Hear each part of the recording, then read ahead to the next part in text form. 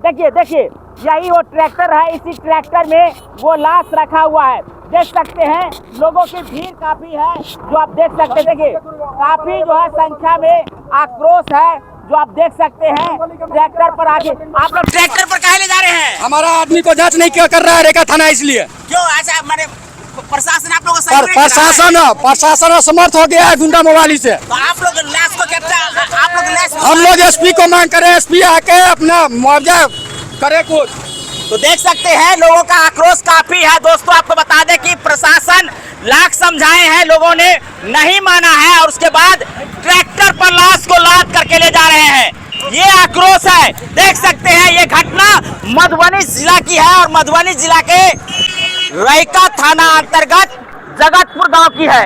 देख सकते हैं लाश, देख सकते हैं ट्रैक्टर पर लेके लोग जा रहे हैं और आक्रोशित भीड़ जो है सो आप देख सकते हैं पीछे पीछे जा रहा है। लोगों का मांग है कि प्रशासन उनकी बातों को नहीं माने हैं। जब तक यहाँ के पुलिस कप्तान महोदय नहीं पहुँचते हैं, लाश को जो है सो अंतिम परीक्षण के लिए नहीं भेजेंगे।